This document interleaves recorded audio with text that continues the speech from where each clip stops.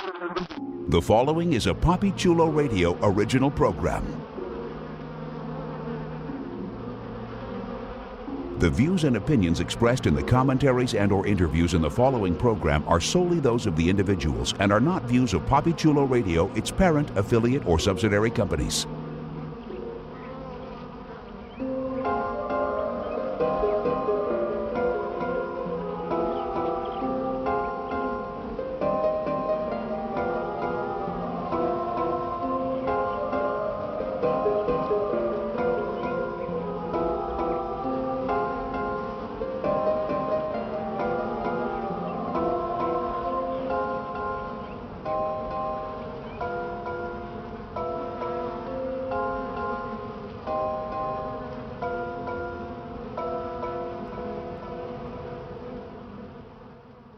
Welcome to Are You Afraid Cult, the unofficial American Horror Story cult podcast, a PapiChuloRadio.com original series, Papi Chulo Radio, pop culture on demand. Today is Wednesday, October 18th, 2017, and I'm your host, Jeffrey Aruz. During tonight's broadcast, we're going to recap, review, and dissect the latest episode of FX's American Horror Story Cult. Please welcome my co-hosts, Priscilla Rocha. Hey, everybody. Mark Estes. Hello, hello. And a brand new cult member, Madison Fitzpatrick. Hello, everyone.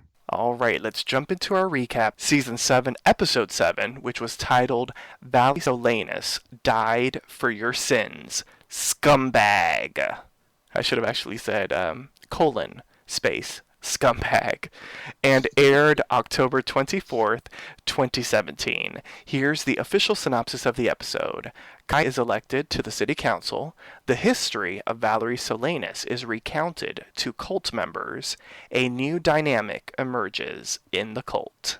So I want to get everyone's initial reaction to the episode. And let's start off with you, Mark. It was great. That's all. I'm gonna save the rest for later, but it was still the momentum is going stronger and upward, and yeah, so it was great. Okay, Priscilla, what about you? I felt so lost throughout a lot of this episode. I was like, did I miss something? What happened here? Where am I? And once I finally got the rhythm of it, and I was like, oh, okay, this is what's going on.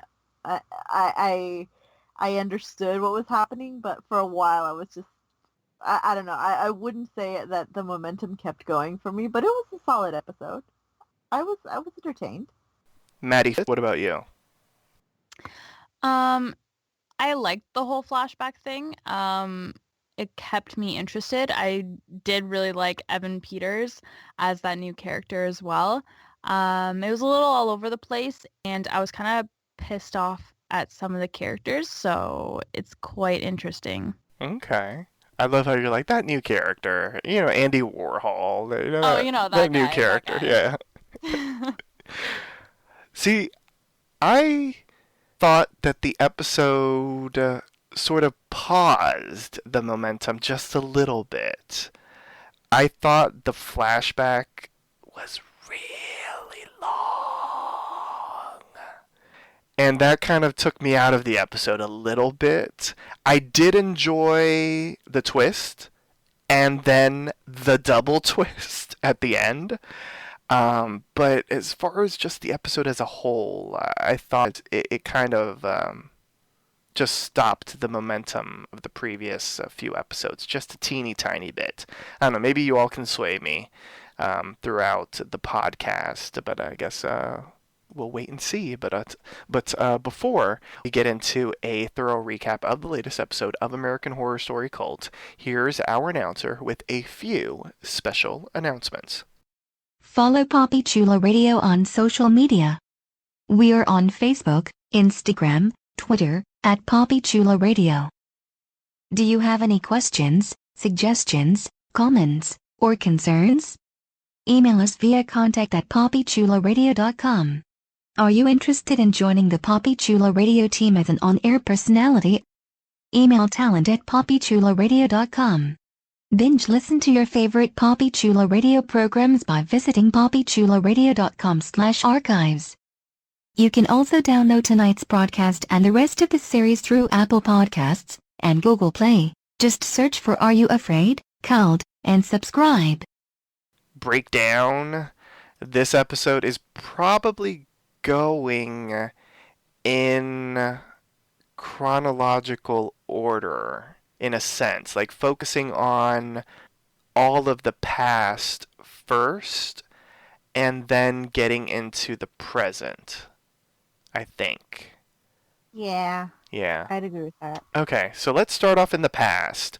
The way that I'm going to break it down is a little different than how we saw it. So we see that we're on a movie set. It is the year 1968. It is June 2nd. And Andy Warhol is filming a movie. A woman by the name of Valerie Solanas barges in and basically accuses Warhol of losing her script that she submitted to him on purpose because she wanted her copy of the script back. And Warhol was basically like, that it was trash, and so she realizes that she lost it on purpose.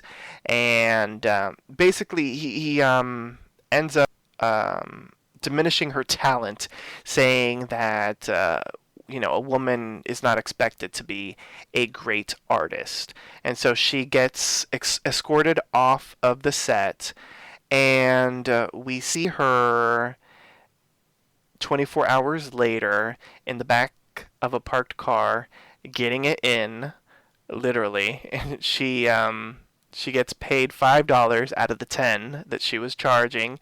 And she leaves and goes inside of a store and asks how many bullets she can get for $5. And her mission is to kill Andy Warhol.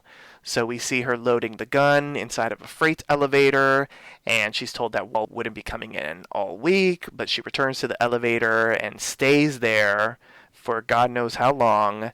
Eventually, Warhol enters it, and she follows him back to the set. And after a little quip from Warhol, where he's basically like, "Oh, you wore makeup. That looks, kind of nice." She ends up shooting at him until she finally shoots him in the stomach. So let's pause right here because that was the opening scene right before the credits rolled. What did you all think of the Valerie Solanas story, and what did you all think of how they opened the episode with it, especially since we're invested in the characters of American Horror Story Cult, and then all of a sudden we're getting a flashback to a character we don't know, and we're seeing this whole montage of the day of, then 24 hours earlier, then the day of again, of what's going on with Valerie and Andy Warhol. Madison, what did you think? I always liked when American Horror Story did flashbacks, just because when they do the title in the American Horror Story font, I just think that it's really cool how they use that in every single season when they do flashbacks. So I kind of like that. Bringing it back to Andy Warhol and her, I was kind of confused as to where this was going. Because the whole season is set in 2016, right? So when it started off like that, I'm like, what does this have to do with anything, right? It's just this crazy woman who's pissed off at her boss and wants to make a statement. So it was kind of confusing. At first, I did like how they do flashbacks, because they didn't really do many so far, except for when they do overlapping on events that happen, which are really confusing as well. For example, last episode, when the beginning of the episode started with the shooting, that was so confusing because I thought I missed an episode or something like that. But yeah, and as the episode progresses, we're going to see how it all ties in. So I liked it. Priscilla? I didn't particularly like it. I was again, I got my episode and I sat down and I started to play it and then I was like, wait, Valerie, I don't know this character. I don't know what's going on. Lena Dunham, and I forgot that she was supposed to guest on American Horror Story, so I was like, did I get the right episode for this? But I thought, and I kept watching anyway because it was entertaining, and it got to the point where I finally saw Andy Warhol, and I'm like, oh, okay, now I get what American Horror Story is doing. I get it, and I don't know, like did need to see this, but it was interesting nonetheless. Like I don't know how else to phrase it. Like the whole scum manifesto thing. Like it we'll get to that later, but for now, like it was just oh okay. It's something to watch. All right. I love that quote. It's something to watch. Mark, what about you? What did you think of the intro to Valerie Solanas and Warhol and Lena Dunham getting it in the backseat of a car? You really like saying that. I know, right? It was Yeah, I for noticed it. it was for $5, y'all. $5. I'm just I don't know. I'm gonna try to do the order. Okay, first up the Lena Dunham thing. I didn't I don't get the Lena Dunham hate only because I did not watch Girls, and so I don't really know her like that to be like have some feelings towards her. You I'm don't like, know okay, her? Lena Dunham. I don't know her, and so when she was getting it in the backseat of the car, I'm like, okay. I was kind of like y'all at first though, but you know how I told everybody in the earlier seasons, or in the earlier part of the season, where I thought that they were going to change the story around and just talk about cults in general and not just focus on the main cult of this season. I thought that's what they were doing when they introduced, they hit the whole flashbacks. I was looking forward to the whole Valerie how you pass her name again? Solanas? Selena's story and the Andy Warhol story because they kept teasing it, with the press and everything. So I was after last week. I can understand why some people probably like jilted after that ending of last week, and then to be like, okay, what the fuck is going on? But I kind of welcomed it because it was a little bit of a breather, but at the same time, it was interesting to hear about this woman who, to be truthfully honest, I had not known who she was until Ryan Murphy mentioned her name in the press for the season here, and that was it. I didn't know who the hell she was. I had even no clue that Eddie Warhol got shot. So I mean, it was just all new to me, but it was okay. It was an interesting, but then Evan Peters as Andy Warhol himself. If this man does not get an Emmy next year, let alone if he doesn't get a nomination, My God, I I'm going to know. be highly pissed off. He has, I mean, from doing Warhol, then going back to Kai, and then another role he's going to be doing. I'm like, this man he's paid his dues. Give him his coin, give him his trophies. I mean, honestly, when he came on as Andy Warhol, like this fool just, I don't know, he amazes me. But that's it right now. All right. So I feel like we should talk about the Lena Dunham of it all because if you go on the web, if you go on social media, people have very strong opinions about Lena Dunham. When it was announced that she was going to be on American Horror Story, even though I believe when they said she would be on, they specifically said that it was like a one episode type of thing. People were very much in their feelings about it. So I feel like we should discuss it, at least for a moment. What did you all think of Lena Dunham being cast? Did any of you have an extreme reaction to it? Was it just sort of like, oh, okay, or did you have feelings about it? I don't know. Does anybody want to go first? I, You go ahead. go ahead, Mark. No, you go ahead. I want to hear what y'all have to say because I really just was going to talk about the reaction of everybody else's reactions. So you go first. Yeah, at first, like, when they were starting to speculate, oh, like, what is this season going to be about? Who's going to be in it?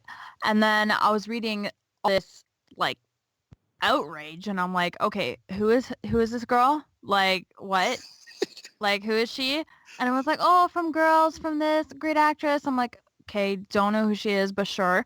And then I started reading all about her book that she had written and about her abusing her sister. And like, I actually read like the part from the book that she had written. And it is very, very, very questionable. Like, it's not just, black and white, like yes or no. I'm like sexually like assaulted my sister kind of thing. And I don't know. It's so hard to, like, we weren't there. We don't know what it was like, but the way that she's saying it in the book, it's very in a gray area. And so many people were going to boycott this season. And I'm like, I'm still going to watch it. I don't even know who this chick is. Like, if it was like Sarah Paulson who like murdered somebody, I'd be like, Sarah, what are you doing? What are you doing? I'd be a little concerned, but I don't even know who this chick is. And it doesn't really matter if she's going to be in the season or not. I'm pretty disappointed if she did do this to her sister and they're casting her and they don't care. I don't know. But I don't think it's the show to decide where the legal things stand. I don't know. I was still going to watch it anyways because I'm not going to not watch a show because of one person. Like, I'm a fan of the cast. I'm a fan of, American Horror Story in general. So I wouldn't want to not watch it, right? So I guess that's my 2 cents. Okay. Priscilla, what about you? Any thoughts on Dunham? I don't like her, but mostly because she's kind of like that girl that tends to believe, like, really staunchly in her belief, like that she's a feminist and that she's right about everything, but the way she phrases and words things makes it sound wrong, and you're just kind of like, why did you open your mouth and say these things? You weakened your argument for everybody else. Like, she's just one of those annoying people. And I remember reading that chapter in her book and just being like, what are you writing this about? Like, why are you writing this? And I caught a bit of Girls, and I did, like, again, it's just, I don't like her. So when I heard that she was going to be on a horror story, I was like, aw, damn, I'm going to watch it hoping that she dies, because I don't want to see, I don't want to see her be a recurring character and have her and just watch the show expecting her to live throughout the entire thing and just be happy. Like, that's not what I don't like her, so I don't particularly want to see her on my screen all that often. And to have her be like Valerie Solanas, like, great, that means that she's only coming out for this one episode and she's not coming out anymore because she's dead. So I'm happy with what I got. And to have it kind of be twisted around and to be like, okay, we're taking that whole like arc of you being like liberal feminist and we're twisting it and turning it so you're like way off base. You're the person that wrote the Scum Manifesto. Like, I get having fun with that, and you know what? I approve of what they did. I like it. It makes her likable in a weird sort of sense. Like, does that make any sense at all? No, That, like, but we can go with it. I'm sorry. It's that whole bit about, if I'm just you take teasing you. if you take the joke and you run with it, then it's fun. And she took about what people think of her and ran with it. Okay. Now, before we get Mark's reaction, because I feel like you're going to go more so towards like people's extreme reaction to her, right? Kind of. Okay. I will say I am kind of like Mark in the sense that I really don't know her. Like, I don't know her that well. I know that she is controversial just by people's reactions to her. I did see, I think, one episode of Girls just because when it was like coming out very first time, like the first season, there was all this talk in the reviews, like it's, the new age Sex in the City and this whole type of thing. And I'm not gonna lie, like I enjoyed Sex in the City, so I took a peek at it, and it was not Sex in the City at all. And the characters were really unlikable, and I personally didn't care for the writing, and I believe she's the writer of Girls and that whole kind of thing. And so other than that, and the one episode of Scandal that she guest starred on, which once again, when it was announced that she was going to be on Scandal, a lot of people were like, oh my god, why is she going to be on Scandal? I'm not going to watch that episode, this, that, or the other. So I didn't really know what to expect from her. I just know that she's really controversial. She seems very pretentious, much like what Priscilla said. She's very stuck in her ways, and because she feels that she's a certain thing, the way that she expresses herself, I feel like she like steps in it more often than not. When she's like, I feel like she feels like she's right in whenever she expresses herself, but the way that she expresses herself, I don't know, it can just be a bit much, to be quite honest. And so yeah, so like besides like her pop culture persona, I'm really not that exposed to her as an actress. Mark, what about you? Yeah, it's kind of like what you said, Joe. My whole thing was when people were like having this adverse reaction to Lena Dunham. One of my few questions were, and few, probably like 3 to 4, was like, why the hell did y'all make Girls so successful? Y'all let this show go for 5 years. Was it 5 or 4? I can't remember. But all I know is that this show went on for a long ass time, and even when all the shit came out about her book and the stuff that she was doing and making people, they still tuned in droves to watch the final season of Girls. And so, I don't know. It just, she does come off across, like as being very pretentious and very irritating and whatnot. To be honest with you, she was kind of irritating as Valerie Solanas. I know, right? Very irritating, because I was not trying to jump ahead, but when Francis Conroy's character was talking about this, I was like, what did you see? Because I'm looking at what you're saying, I don't see it. I just don't see it. You know, It's what I'm called saying? love. Like, It's called love. Blinded by love. Yeah, obviously, but I was just like, okay. But when people started to get upset about like, well, I'm gonna boycott this season, and I was like, really? Really? Is that seriously, y'all? Like, oh my God. I knew y'all acted a fool when Lady Gaga was cast, but y'all are really showing y'all asses. And these are people who came in during Asylum and thought that everything past Asylum was the worst season ever. And I was like, just stay at home. Just keep your television off of FX. Excuse me, and let us enjoy our pride and joy that is American Horror Story, because I, like Madison, am not gonna let one person kill my damn joy of the show. So hell, there have been people on the show that I didn't like that was on the show, and they either got killed or they didn't. But hey, it is. So. Yeah, apparently you didn't like Lady Gaga. No, let me stop. No, I love Lady Gaga. I was just saying, okay. Like a fool. I'm like, she is my queen. Exactly. You know what I'm saying? Like, y'all let Lady Gaga have it and let her serve it for y'all. But no, they was bitching about it, and I'm like, look, she's here to stay. And Ryan Murphy he first announced that she gonna be on for 8 episodes, but he came to his senses and gave her a full season's worth of episodes. And I'm like, no, don't misuse her like you did Miss Patti LaBelle. So, but yeah. All right. So let's continue on with the flashback. We'll get into like the whole motif as to like why the flashback exists a little bit later. But in the flashback, we sort of rewind a little bit about halfway through the episode, and we focus on Valerie and her lover, BB Babbitt. And we learn about Valerie's scum manifesto. And Babbitt ended up really becoming sort of enthralled and enamored by Valerie's sort of like passion and her feminism and all that kind of stuff. For those out there wondering, SCUM stands for, I should say, the Society for Cutting Up Men.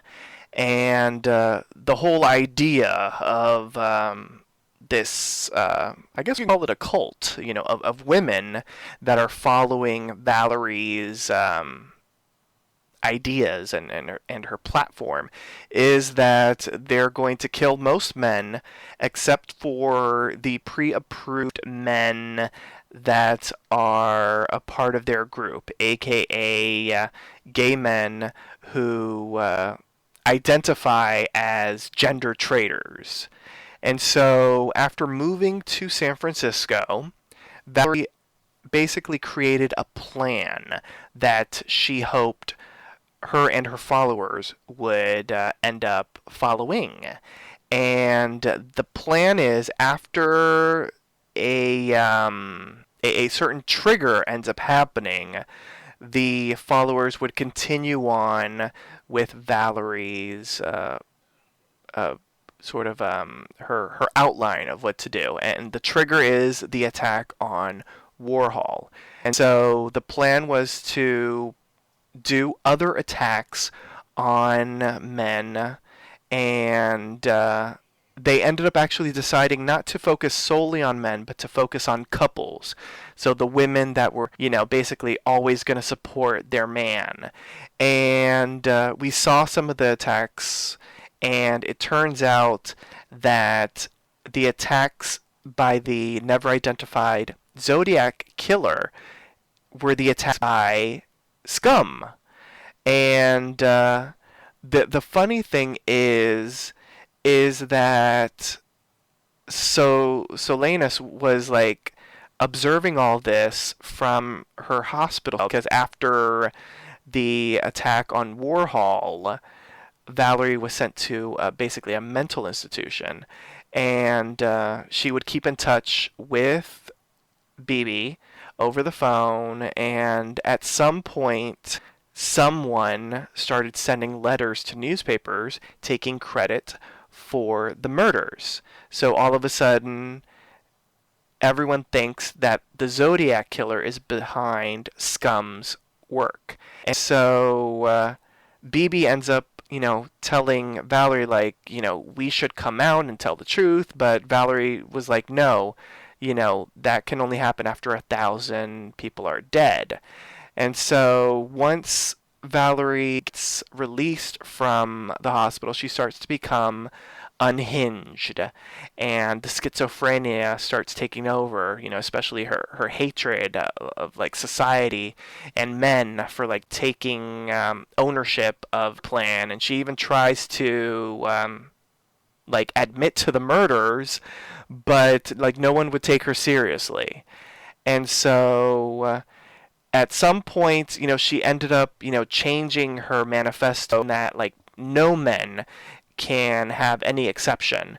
And so she finds out that one of the men in the group is behind the Zodiac killer letters, and so they end up, creating an example by chopping him up and shoving his member in his mouth.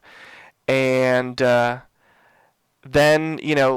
just the schizophrenia ends up having her get isolated from her group, like the followers sort of dropping off up until the point to where BB drops off as well. And then during her final night, of life, she ends up talking to Warhol's ghost. And Warhol is basically like, you're always going to be known for killing me. And, people are going to think of me when instead of thinking of you. And then she ends up trying to attack the Warhol ghost, but she ends up hitting herself on the head, and that's how she dies. So, all right. Let's get into it. Valerie Solanas. And little callbacks to other people that Ryan Murphy has worked with in the past as some of her cult members. Shout out to Jamie Brewer and Dot Marie Jones. from Glee. I don't know if anybody else watched Glee, but She's Yeah. so cute. Oh my god. When there I you saw her, I was like, oh girl, you look so pretty. There you go. All right, let's get into it. Who wants to go first? Madison, since you were talking, do you want to talk about Valerie Solanas and her story? Sure. It was okay. Okay. It was all right. I love the No, build-up. it was very interesting. I hate her as a leader though. Like got really, really annoying in my opinion. So that was really Was it the hard accent to. too? Yeah, and just like the fact that she just like kept putting those two gay guys down all the time. And it's like, want them in your group? Do you want them to kill people or not? Like, why are you so rude to them? I don't know. That was just like bugging me. And I don't know, it just felt like a really weird cult. And it was kind of like they weren't even making headway in the way that they wanted to. I felt like they were just killing random couples and like they weren't actually doing anything towards their goal. I don't know. It was kind of weird, but sometimes I was like, okay, is there a point to this though? Like, what does this have to do with what we're dealing with now, kind of thing? But I guess it was more so about Kai and his leadership, and then her and her leadership. But I'm not too sure. It was kind of weird for me, but it was a little interesting to see another cult and how they work together. Mm-hmm. But other than that, I don't know. It was just kind of like okay for me. Okay. Priscilla, what about you?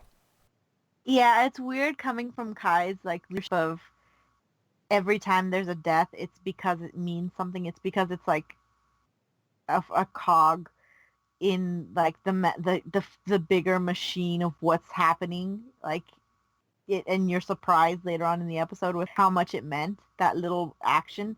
Whereas Valerie Selena stuff is really like, it's really schizophrenic. It's really just, none of it really makes sense. The whole couple killing, like, why is it there? What is the point to arranging people within, like, as a Zodiac thing? What's the point to one person dressing up in the robes and the other person's dressing up in just like witches robes instead? Like, what? Everything just is kind of mishmash and just it doesn't make sense, but you can tell why it doesn't make sense because it's coming from somebody who is sick. And I don't know, like it was almost like laughable to me that she goes to the cops and she tells them, hey, I'm the one that's like the Zodiac killer, and nobody believes her. And like a part of me is just kind of like, who is it, like it is. Do you think maybe that's what happened to the Zodiac killer in real life? That somebody actually confessed, but the cop never believed them? And then I was like, nah, never mind. That's too much of an interesting idea to grasp. So for now, like I liked the Valerie Selena storyline, but I'm gonna totally agree with Madison that she's really annoying, and the way she treated like her gay followers was not cool. Mark, what about you? Well, first off, I did. I mean, don't get me wrong. The whole idea of the the Scum Girls, I called them while watching the show last night, were actually the Zodiac killers. I thought that was an interesting twist. It's like Ryan Murphy always playing with history. You know, like the whole Madame Laveau, Marie Laveau actually Oh, yes. imprisoning Madame Lalaurie, because after the incident happened with them mutilated slaves in her attic, she disappeared. And so Ryan Murphy's like, okay, let me take the fact that Marie Laveau is actually still alive, walking around. He loves playing with history, and this was just no exception with that. I thought it was an interesting twist. It kind of made the whole thing worthwhile, because you're still trying to figure out, like, but what does it have to do with what's going on now in what's it, Brighton Heights, Michigan. But Brookfield Heights. Brookfield Heights, thank you. But it's the fact that how these weak, lost souls convened to the quote unquote, to the, I'm doing air quotes, scripture of one slightly deranged individual who is all about chaos. It's like history repeating itself, and it's like saying like, but it's Mm-hmm. kind of like, what's her name, Mary Williams? You knew her. You said her name several Oh, times Mara last. Winningham, Her Sally character, yeah, her from last character week. mentioned, yeah, that whole scenario, and so that's why I was saying like it kind of like prepped me to go forward because they could probably give us like how these cults came to be, but it just seemed like that's what they were. Like you said, they were a cult, and it was just like, but it became like this feminist cult, and I think the how I put it, I think the difference is that those women started to see that Valerie was losing her damn mind, And that she and, was full of shit? and she was full of shit, and they started to leave on their own accord. Now, how that's going to play into this particular cult, as the clown cult or the Kai cult, what you want to call it, the cult of fear, um, would be interesting because I don't think that anybody's going to leave on their own accord, but we'll get to that later. But I think it turned around to serve its purpose by revealing that they did the exact same thing to cause fear in society by going and killing these innocent people and coming up with this moniker of the Zodiac Killer. Well, no, they didn't come up with that moniker, but they just they took they took ownership of it, and but it seems to me that they're going to be way more successful than Kai's troop. But that's just it. Oh, and also Andy Warhol did not die from that gunshot. He died in 1987 from a gallbladder or something like that. Just want to put that. All right. I agree with all of you. I felt like the flashback was real long, and I get what they were trying to do, but I think they could have done it in a little bit shorter kind of way. I have a whole lot of opinions about the Zodiac Killer and that kind of thing a little bit later. But we kind of have to go through what happens in the present day first so I can justify my beliefs. But as far as just seeing this up until this point, like, I thought it was kind of neat how they, did the correlation between Scum and the Zodiac killings. I still think Scum is a stupid acronym. 'Cause, like, seeing her in the police station, Scum did the killing, Scum. I was like, girl, you should have picked something better because that just sounds so dumb. It makes you sound crazy. She was, and then I was in the mental hospital. I was directing everything. I'm like, no one's gonna believe you. And, well, I mean, on top of that, it was the 1960s, and she's a woman. Like, of course, they wouldn't have believed her, to be quite honest. Just And it's the like what Kai times. said. It's like what Kai said last week. Nobody's going to believe the rantings of a deranged woman. And There you so, even go. if it's true. And so it goes. And plus, she just looked like Scum her damn self. I'm She like, looked like Scum her damn self. she looks disgusting. I'm like, ugh. And you gonna get mad because somebody gave you 5 out of 10, girl? Bye. I'm sorry. Oh my gosh, I can't with any of that. But getting back on track. Like, wait, where was I gonna go? I was talking about Scum. Um, yeah, I don't know, I lost it. But I don't know. It was a lot. Oh, here's what I was gonna say. Her whole thing of like it's 1,000 killings. Like she should have just done 100. Like she would have been able to get the word out sooner so that people could know and this is that or the other. So that was a weird plot point that I was like, why is she waiting for 1,000? But I guess to like show man that under their nose women were doing all these killings or something. I don't know, but to each their own. It was a lot. Some of it was interesting, but I think they could have cut some of it just to make the story a little bit more concise and palatable.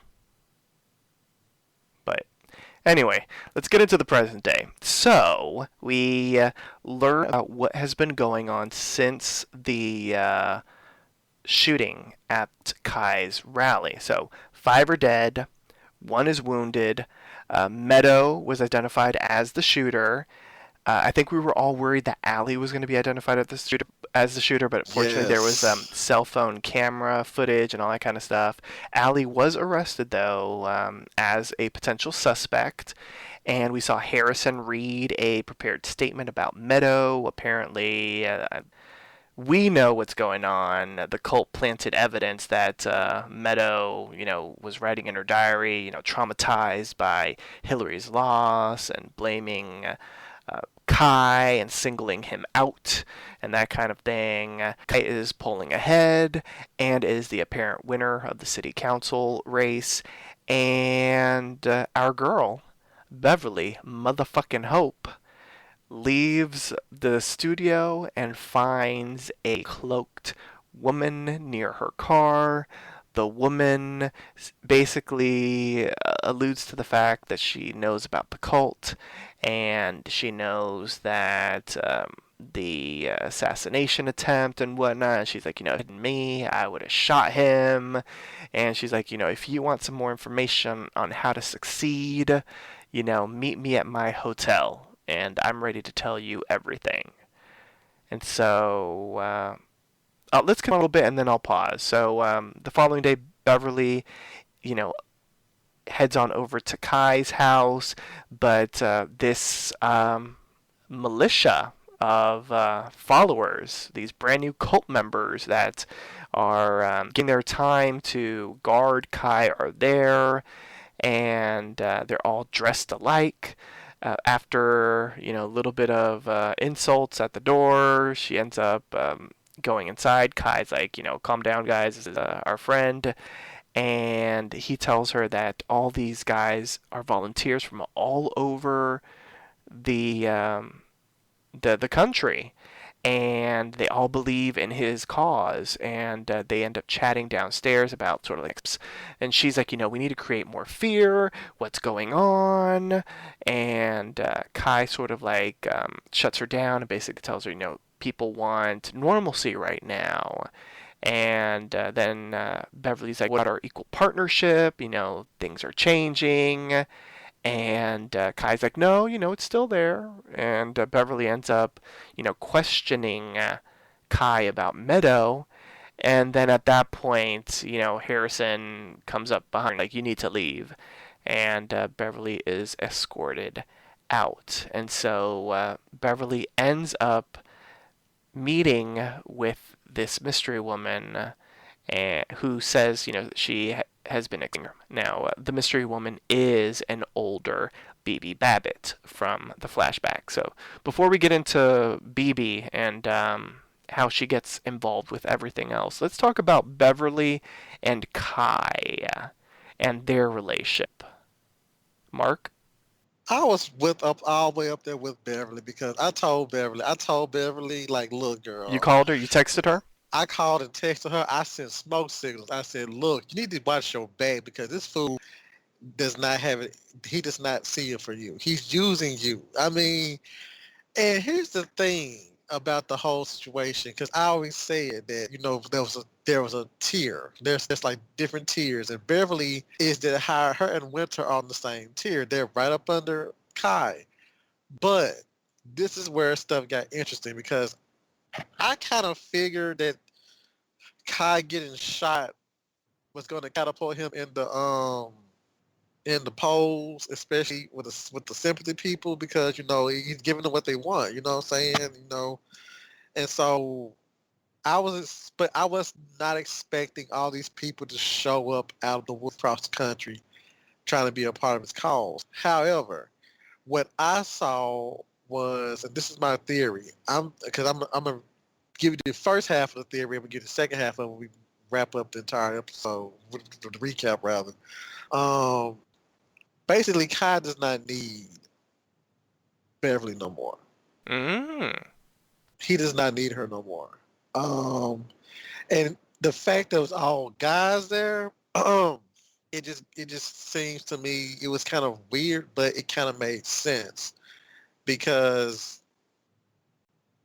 that's why he got rid of Meadow the way he did because Meadow's kind of weak-minded, and but Beverly, he's gonna have to really work with her. He knows that Beverly's thing is men, because she kept saying she wanted equal power, right? That means like fuck the gender bullshit. It's equal. We are the same. All that. We're just equal on this power thing.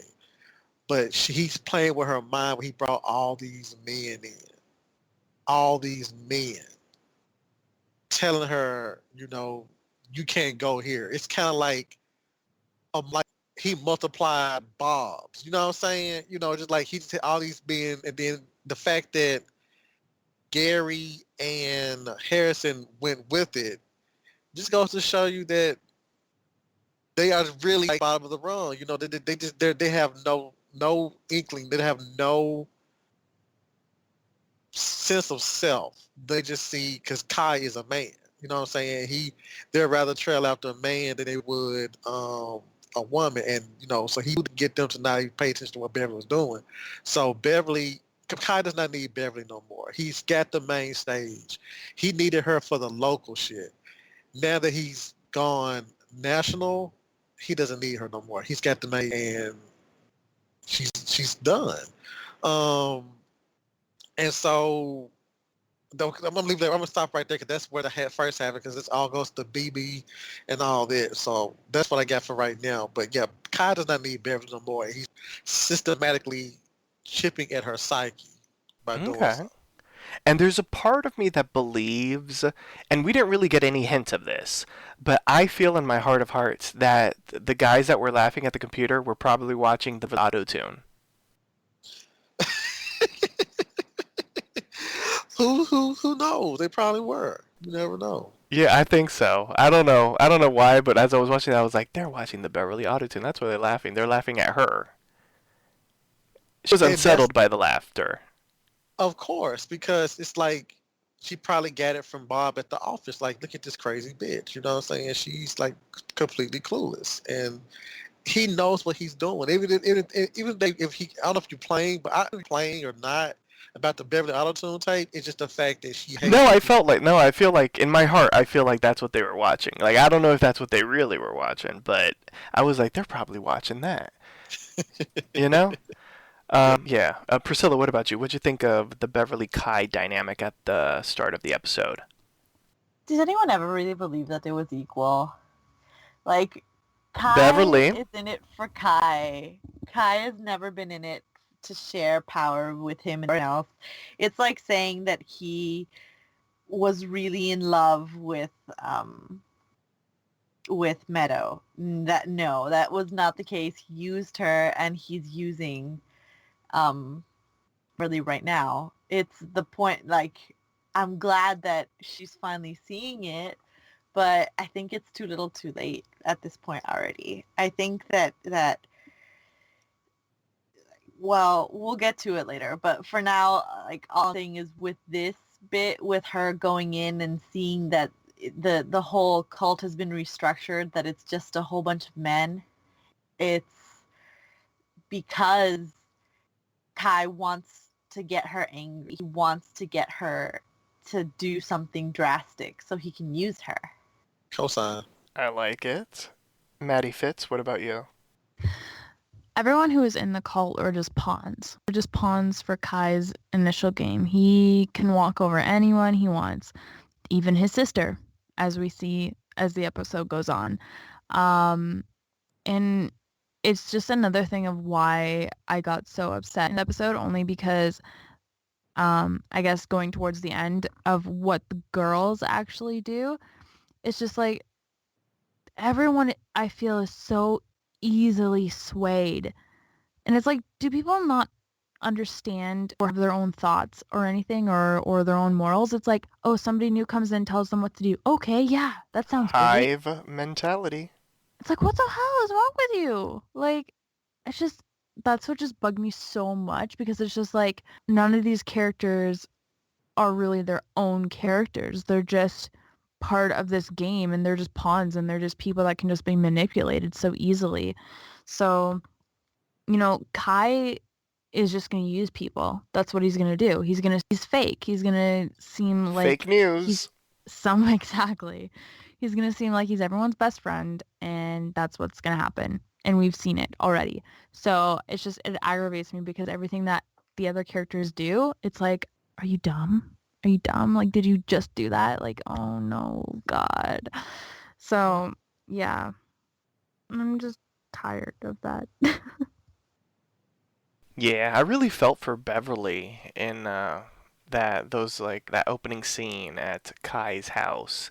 Oh yeah, I totally thought that she Yeah. was like gonna be a bad bitch in the season, because like she is, but now she's being used and walked on. So No like bueno. I initially thought that the episode where I guess it was like last episode where the bio was like, oh, and somebody starts to run up against Kai in the election. I thought it was gonna be Beverly. I really did. Mm-hmm. Because I thought that she was going to be like, nope, this is me. This is my, my turf. Like, I figured out the true Kai, like with his parents and everything, and now I'm going to step above him. That's what I Exactly. thought was going to happen. So now to see Beverly, like, cower and, be manipulated by him, not cool. Yeah. Exactly. Well, continuing on, Ivy and Winter are at the butchery on Main on a Monday night, and talk a little bit about Allie and how she's disappeared. They assume that she must be with the FBI or whatever. They wonder if she's going to spill the beans, but Ivy's like she doesn't really know anything, so probably not. But they do end up sort of talking about Detective Sale, and he won't return any of their calls. And Winter mentions that he's been a part of the No Woman Allowed basement area of Kai's house. And so there's a knocking on the door, and it's Beverly and BB Babbitt. Apparently, Beverly called the meeting. She asked for the women to get together so that BB can fill them in on what she told Beverly. And so BB, ends up telling her story of how she met Valerie and what happened to Valerie. And so BB basically is like, you all need to reclaim your power from Kai and from the rest of the men. And Beverly's like, they have to strike back. And so the following day, Winter finds Kai with their mummified parents. And Kai wonders if they'd be proud of him. And he starts to question her loyalty because he found a copy of the Scum Manifesto. And Winter sort of like brushes it off. It's like, oh, it's just some crazy woman. It's stuff from school and blah, blah, blah. And he said that it inspired him, actually. He liked what Valerie said, and instead of reading a book, he's going to post something on media about it. And, he's trying to figure out, what he would call it. Obviously not scum, and so he's like, what about FIT? Fit. Fear is truth. And she kind of likes it, but then he's like, well, what about Harrison's idea? MLWB.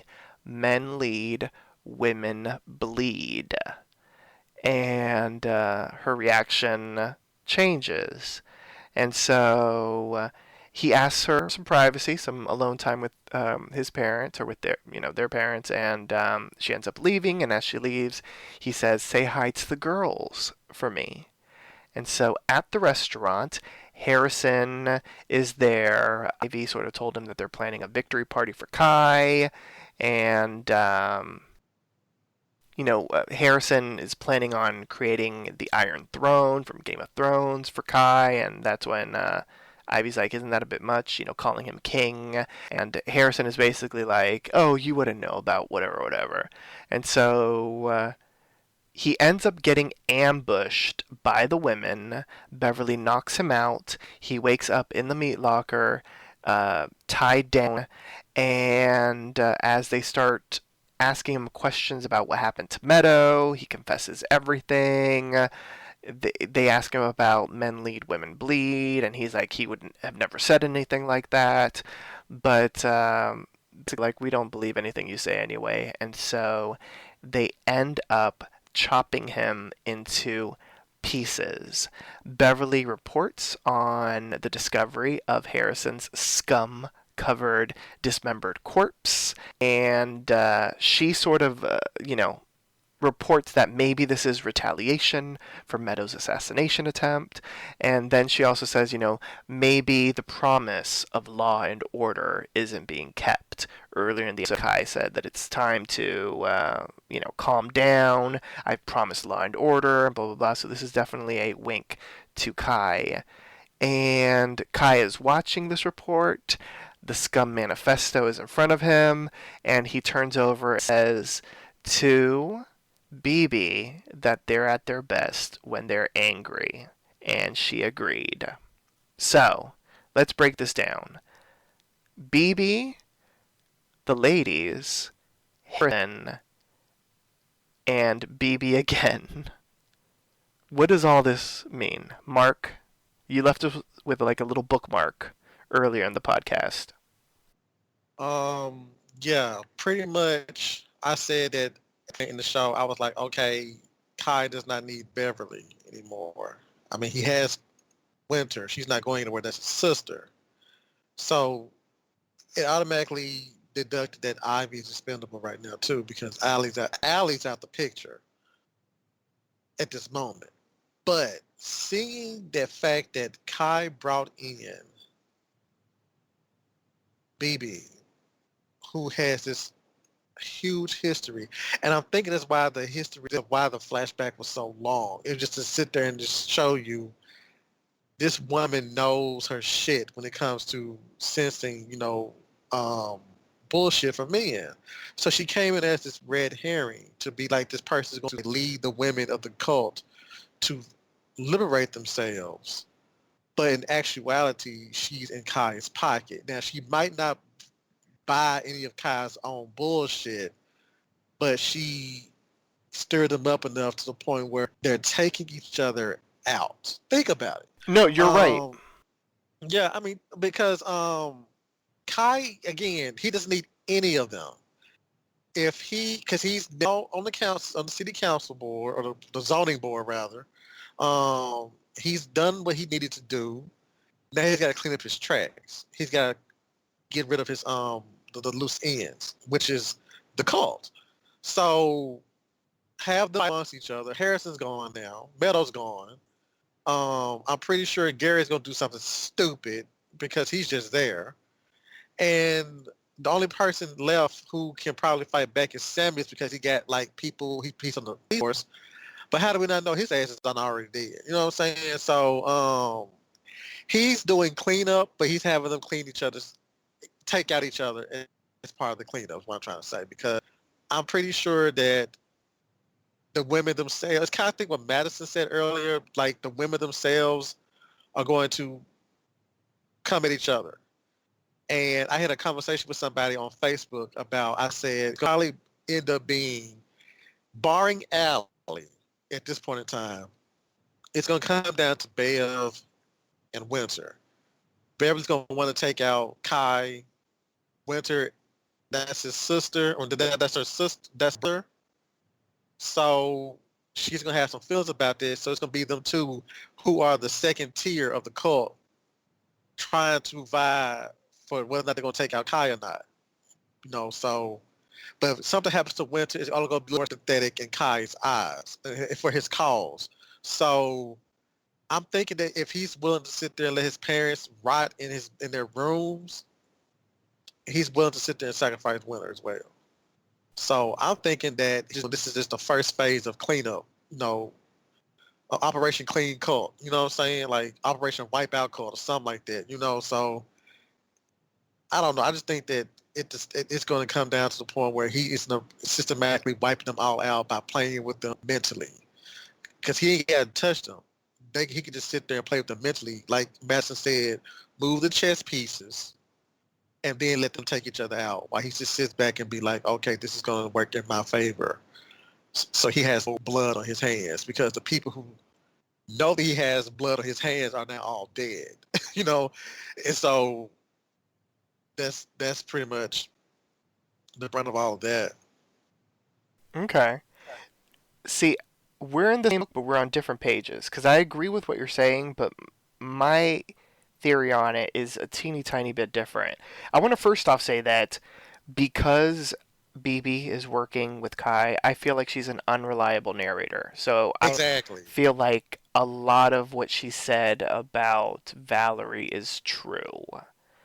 And I feel like she specifically said certain things to rile the women up, first off. And since she was a feminist and she was anti-men, I'm very surprised that she's working with Kai. So, Exactly. That's you're the a disappointment, yeah. BB. Valerie is frowning from wherever the hell she is. Now, it's... But how? Mhm. I something, Jeff. Since BB is a fictional character, how do we know that she even dated Valerie? Well, there you go. I mean, it could... that the whole thing could be fake, to be quite honest. I wouldn't be surprised. And the thing that makes it even more fake, because remember, all of these series are somewhat connected. If we rewind to American Horror Story Hotel, we saw the Zodiac Killer on Halloween Exactly. night. Exactly. Sure the fuck did. I'm so glad you brought that up. Oh my Yes. god. So, and the Zodiac Killer was one person. It was not a cult of people. So, there's that. Now, as far as what Kai's doing, what I think he's doing is because now that he has his cult of supporters that are willing to do anything for him. They're dressing the same. I believe was it Beverly that called them the SS or something like that. I mean, because it's very creepily Nazi-like. They're punching each other out to practice, I guess, defending Kai or whatever. He's basically got um, drones. Is that a type of bee? Yeah. Okay, he's got drones around him now. He needs to get rid of the bees that think. Exactly. So he's setting it up so that not only that the women check each other out, but that the thinkers take each other out. Because Harrison was killed. Maybe next time another woman will be killed. Gary Longstreet will be killed. Detective Samuels will be killed. And, they'll start killing each other until there are no more thinkers left. And he's left with all of the bees that are just buzzing and doing anything that he wants. Yep. I co-sign all that. Yeah. So we'll see what See, happens. I hope, because of Beverly Hope, because I love me some Beverly, like, I hope she doesn't fall into the trap because I really I want her to survive. I'm fascinated by the character. And Nina Porter's doing a great job with it. Loved her last season. I'm loving her this season. So I guess we'll have to wait and see if that's exactly what he's doing. I will say that upon like rewatching the episode, like when I was watching it the first time, I mean it was already hella suspicious when he like found the Scum Manifesto, and then he started coming up with his own acronyms, and then he was like, "Oh, Harrison mentioned that," and I'm like, "You're just setting Harrison up," and obviously that's what ended up I know. happening. And then when he was like, "Oh, say hi to the girls," I was like, "How do you know they're all together?" So it was hella suspicious already. It's a shame that I guess Winter's number one, her trust in her brother, and number two, her sort of her hatred of like the new dynamic sort of clouded her vision of like not or clouded her mind on not like picking up the very heavy-handed clues that Kai was somehow involved, even though the twist was a little bit of a surprise for me just because of like what we learned about Baby. It just didn't really seem like she'd be working with Kai. But if what Mark says is true, if maybe she's not even BB at all, or she's just somebody acting based on what Kai wanted her to say to the ladies, then all bets are off, I guess. Yeah, because everything that was on the entire dialogue between Andy Warhol and Valerie Solanas, um, and most of the stuff that happened with the girls, outside the whole killing shit, that was all found on the Wikipedia page. You could be a paid actress to sit here and do all this extra shit, to get these girls riled up. Because, think about it. All the girls in the group Sans Meadow are thinkers, like Jeffkin. Ivy's a thinker. Beverly's a thinker. I think Winter and Kai are twins. If they're not twins, they still come from a family of look at her older brother, Rudy. You know what I'm saying? There's no dumb person in their family. And so he knows what he's up against with the girls. Now, Harrison, Loner, what's his name? Gary, it's just Gary, and then Oh you my have gosh. You've insulted like Gary like at least 25 times on the podcast tonight. I mean, at first I was like, because he's only muscle. He's only like this He's a guard thug. dog. Yeah. Yeah, so he has because they didn't even give him a backstory. They kind of gave him a somewhat of a backstory, but you still don't know what was done to save him. You kind of do, but it's minuscule compared to what he had to go through to get Ivy, Harrison, Meadow, and Beverly involved in all this crap. So it was just like we're pro-Trump, and Gary's like, hell yeah, let's do it. You know what I'm saying? And so he'd have to really tinker with his brain too much. But yeah, this is why I thought that the episode was great for me, because it kept up with momentum, because Kai is a 500 plus miles and a decade ahead of everybody in that cult. You cannot keep up with him. And it's scary. It's scary when somebody, you think you've got this ass, so you think you like, okay, Beverly thought this, okay, I got the information that his parents are dead upstairs and blah, blah, blah, blah, blah. But she still is not using it. And like Madison said earlier, that's irritating as fuck. You know what I'm saying? And so he's 500 plus miles and a decade ahead of these people, and it just seems like they cannot stop him. And it's scary because you never know, that might be how the motherfucker in the White House got there. You know what I'm saying? So Oh my gosh. it's creepy. It is creepy. Although I will say I loved Beverly's newscast where she was basically like, I got you, motherfucker. Your move. That it was beautiful. The subtext and her smiles at certain points, like I was just like, get it, Beverly.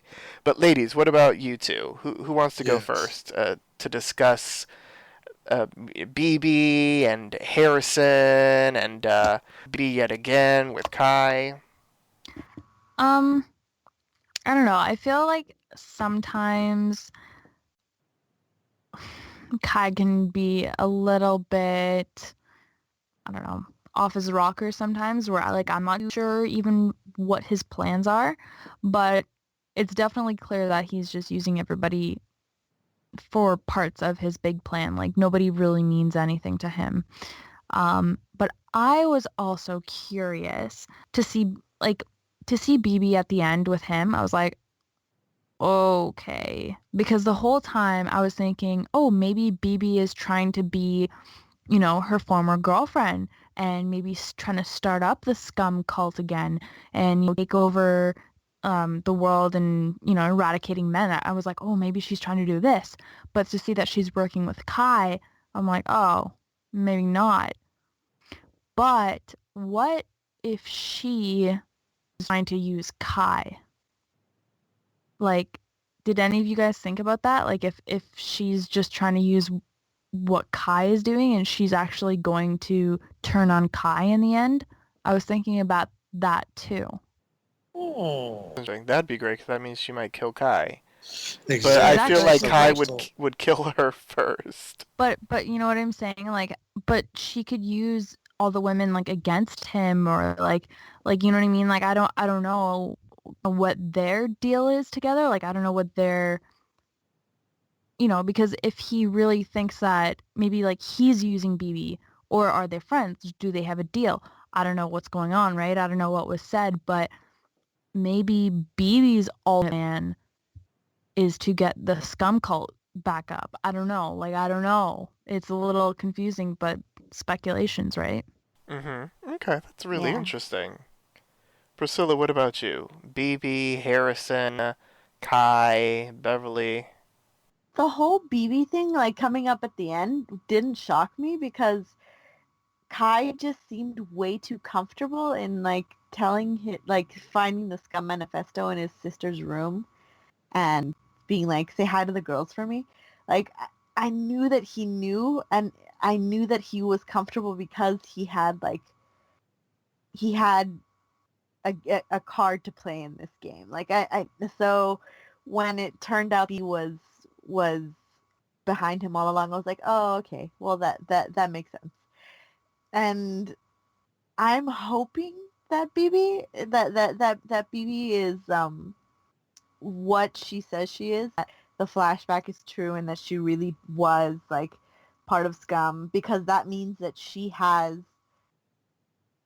reasoning to go against Kai at some point. And I feel like everything's been going too easily for him. Like everything has been handed to him and been easy. Like there hasn't been anything getting in his way, and having these women kind of like find finally like and taking him down a peg, that would be interesting. I agree. I I agree. love it No one has mentioned Harrison, so was because anyone he's an here? asshole. Nobody Oh, cares. Was anyone because surprised at death at all? No. I was like, about time. He's so dumb. That's funny. I thought the death was really cool, but I'm like, you had the dead body in the the meat locker before, and allegedly you had to change all of the meat.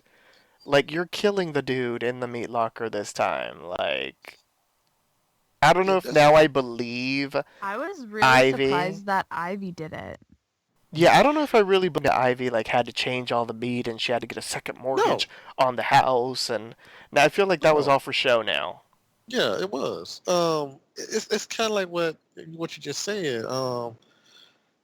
I felt that Ivy was Well, I more never this. liked Ivy. You liked her, so don't lie.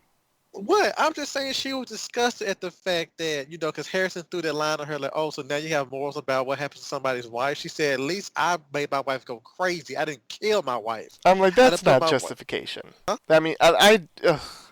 Well, you know I don't like her, so I didn't like that she said that. I'm like, really, like, Well, really? I don't. I mean, don't get me wrong. I still have my, I'm my Your card team for Ivy. like, no, my team Ivy card's been destroyed. I'm trying to get my team Alley card back. But I just feel that Ivy, again, she's a thinker, so she's like, so you're willing to sit there and throw your own wife, who you've known since fucking childhood, under the bus. That means that all of us are expendable to you. And so she just took the first blow. You know what I'm saying? Because she was like, you're not gonna get me. And think about it. If Kai has 3 guard dogs besides the little Gary Manson, Longstreet.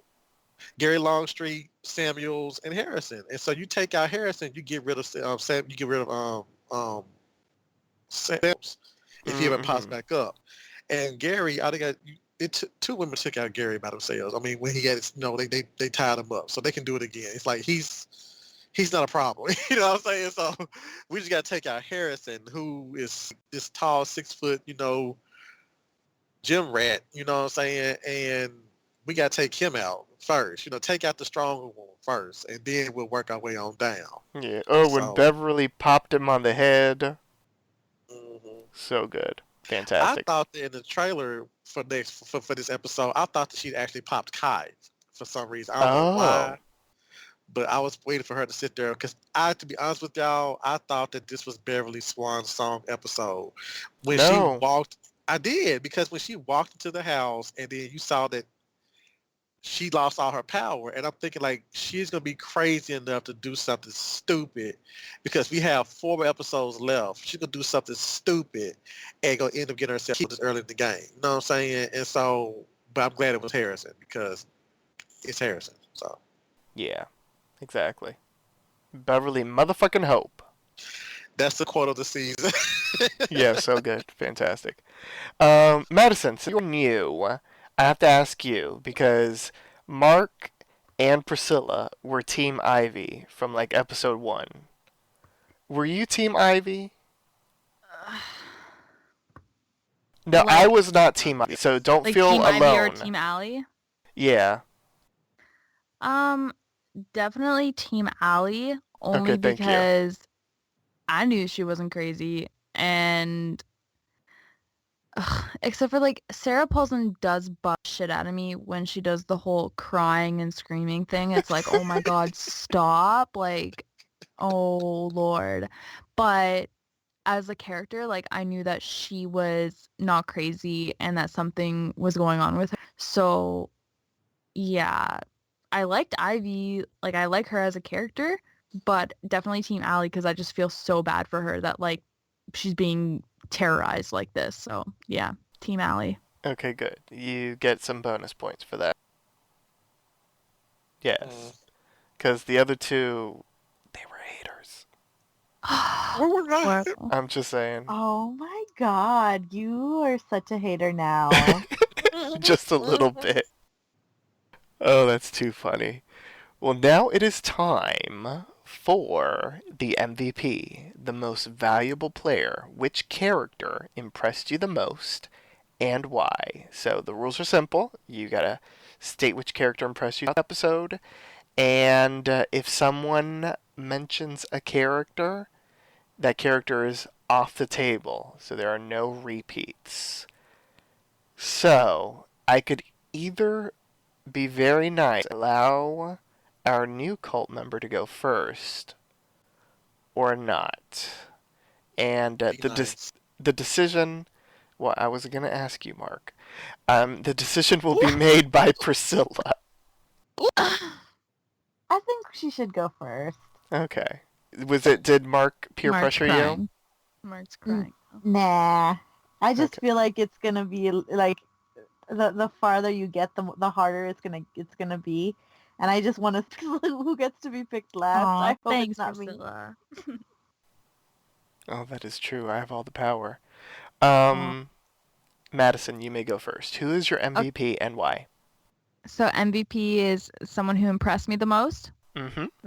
I'm gonna say my MVP is Winter. Okay.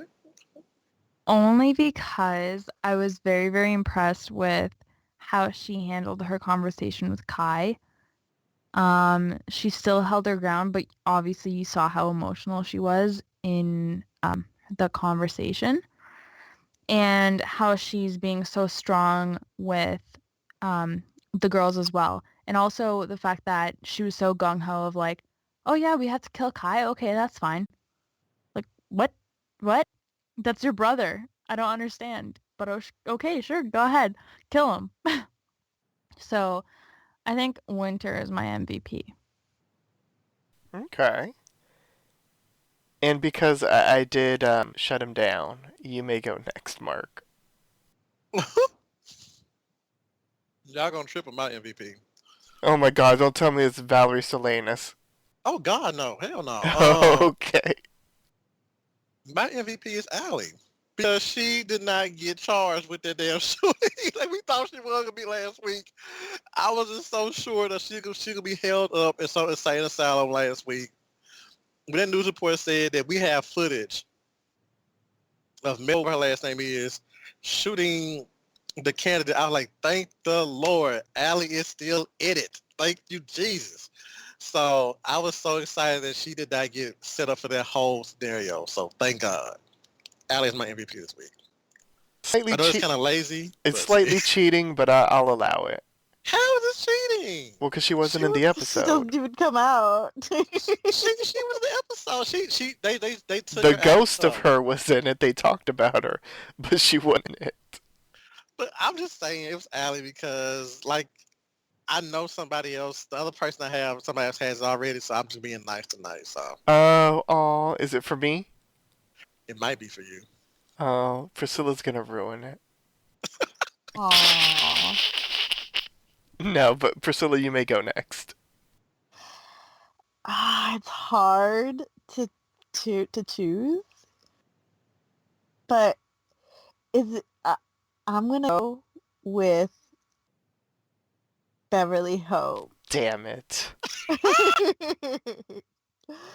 I love the sheer rage that gets into her eyes when she like when she met that guy and he was getting in her way and she's like, I do not have time to deal with your bullshit. I thought she was gonna punch him out.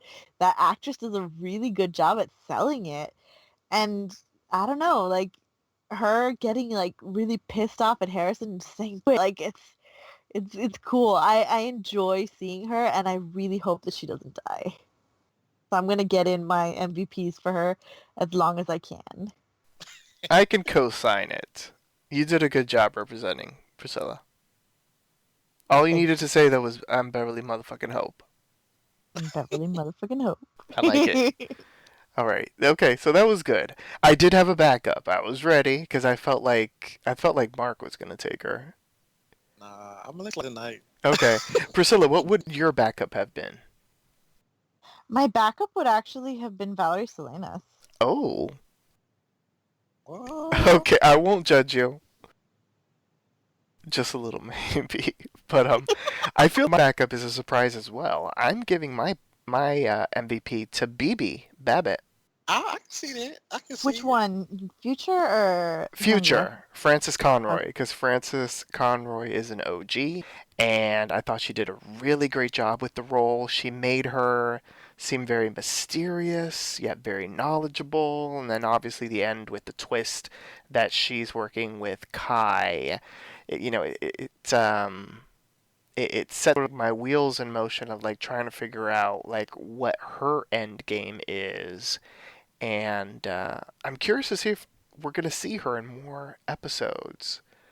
Because if it's just sort of like a one and done type of thing, then I guess maybe not. But I left the episode with some more questions about her. And so, whether it's through exposition or something, I hope that we get a little bit more information as to why she decided to team up with Kai, if she is who she says she is. If not, then I hope we get a little bit more information on what Kai's trying to do with quote unquote BB. So, now it is time to rate the episode. We are rating the episode on a scale of 1 to 10 clown masks. The point system is allowed, and if you found the episode exceptional, of more than a 10, you may grant it the coveted Twisty the Clown Mask. So I'm going to switch up the order, and I'm going to go with Mark first. I'm going to give it a 7.5 clown mask. Because discussing it with y'all, that flashback was kind of long, but I still see why they put into a length the way they did, because the events of the past were affecting the events of the present, and they're going to affect the events of the future. So I was out here for it. So 7.5. Just for right now? Yeah, because I might change my mind. Oh, okay. It's going to keep on going down. Don't do that. Okay. Maddie Fitz, how would you rate this episode? Honestly, a 6 out of 10 Oh. clown masks. Only because I was so annoyed with the girls and the characters, and yeah, I think that just really turned me off, like got me so frustrated. The flashback wasn't horrible. I was actually happy that we were kind of like going back and forth and learning about different cults and stuff like that, because I thought, that's what this is supposed to be about, right? But yeah, I think just because the whole switching to a different type of cult and the people so easily swayed, and us seeing that characters aren't the strong boss ass bitches they're supposed to be, that really upset me. So yeah, Solid 6 out of 10. All right, so we've got 7.5 clown masks. We've got 6 clown masks. I'm going to go someplace in the middle. I'm going to, let's split it and say 7. Well, almost split it. Not really, but you know what I'm saying. I'm giving it 7 clown masks. I feel like the episode really halted a lot of the momentum that the previous episodes had. I hate the term. Priscilla knows that I hate the term, but I feel like I'm gonna use the term. You know what I'm about to say, Priscilla? Yes. Okay. I feel like it was kind of fillery. I knew it. And it made me sad. It broke my heart. Like, listen, I get what they were trying to do. And I did like seeing another cult. I think the problem for me was how they went about doing it. It was a really long flashback. And maybe if they would have shortened it a little bit and showed us a little bit more in the present, or maybe even split it up a little bit. Showed us a little bit of the flashback, maybe, do a little bit with Kai doing whatever, and then came back to them, hearing the story about the flashback, it wouldn't have felt as long and as daunting and just, yeah.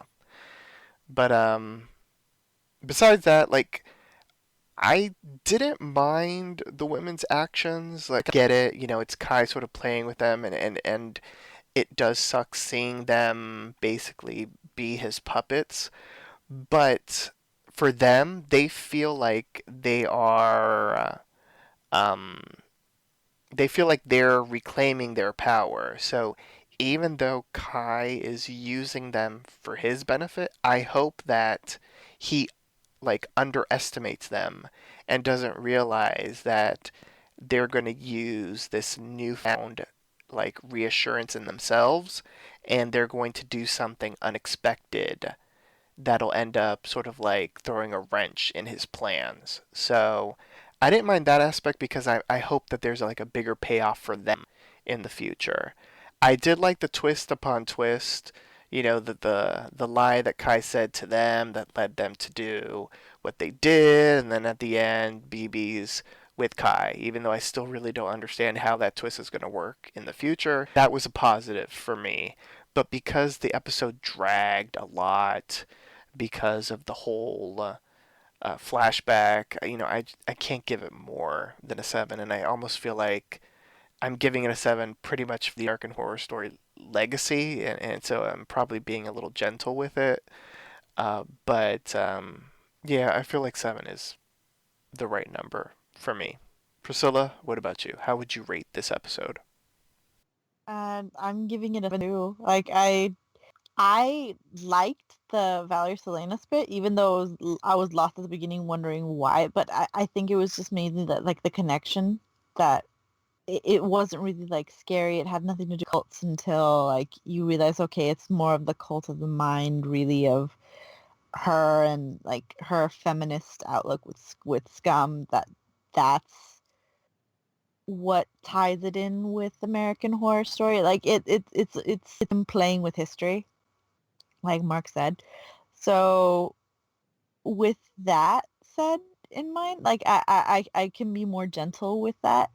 And I liked the twist mainly because I feel like I'm finally gonna get like some roadblock to Kai, and it feels like he's like the know all end all to everything. So to finally have something against him would be interesting. So with that said, I think a 7, but there was a lot of deterrents that do make it feel like the episode was filler. And I missed Allie. I'll say it. I did. Oh my god, I don't miss her. I don't miss her crying. I'm trying to remember. Is this the? No, I think she might have missed No, some she episode she with missed like an episode Hotel. already. Oh, she already missed an episode. Remember? Yeah, because remember I was like, this was the best episode, but this probably Oh because yes, it was like we didn't see her. yeah. No, wait. Which Yeah, one? it was like episode 3 or 4.